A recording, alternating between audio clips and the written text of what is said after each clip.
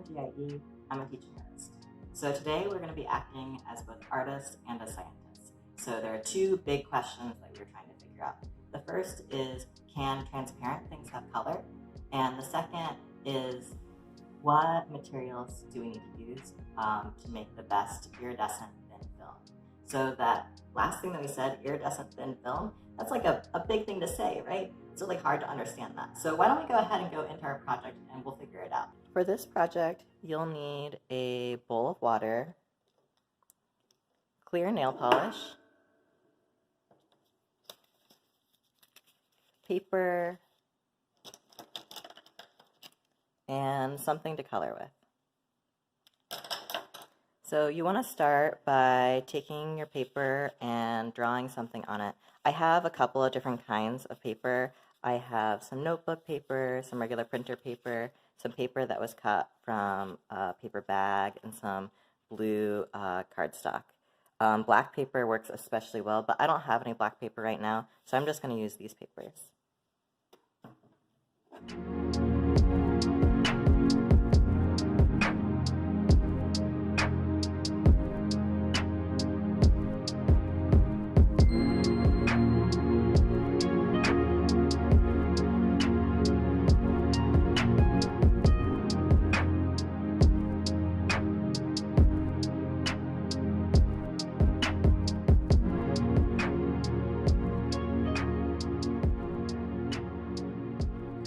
So now that you have your drawings, the first thing that you want to do is get a bowl of water like this.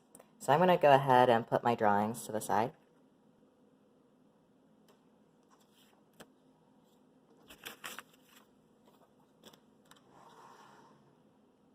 And on the bowl of water, you want to take your nail polish and just put one drop right on top. And you can sort of shake it a little bit. And what should happen, it's pretty hard to see in here, is that the nail polish will spread out into a thin layer that we are capturing on this piece of paper. So with this one, I was only able to get it on this side. So in it, you can kind of see that there's some rainbowy colors. I'm going to go ahead and put this aside and let it dry. I'm going to let it dry on a piece of felt, but if you have a metal baking tray at home, that would work pretty well too.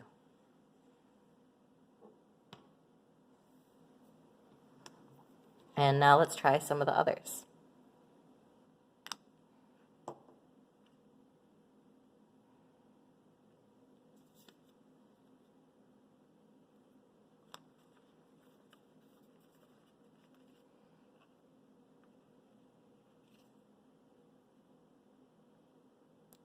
Oops, it started sticking to my hand a little bit.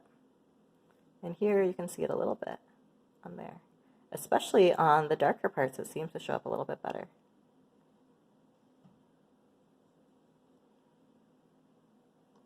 And now let's try it on our paper bag.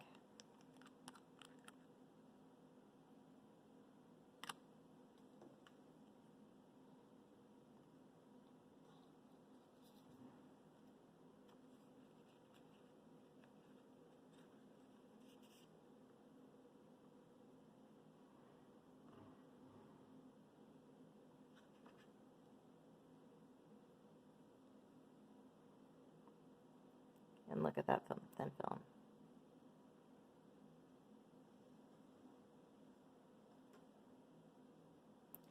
This piece, we'll see how it is. It's almost dry. Let's see if it'll work.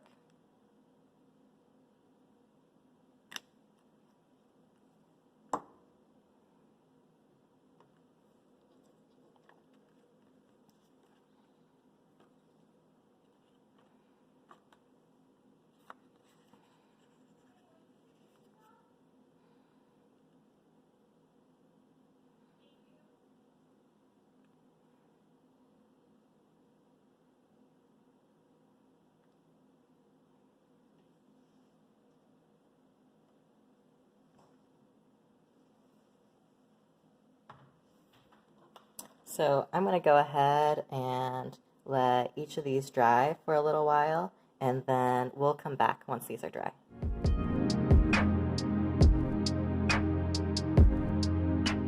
So we're back.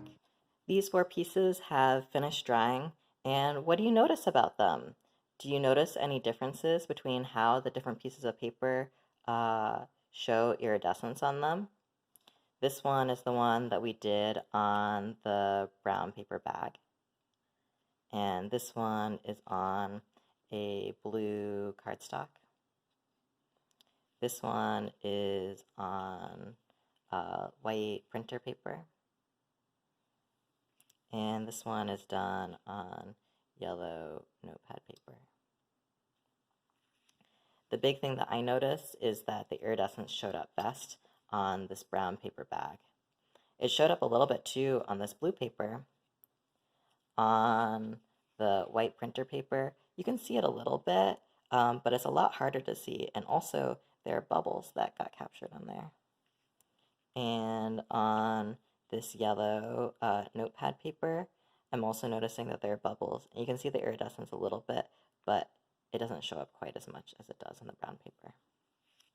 Now that we've finished our projects, let's go back to iridescence.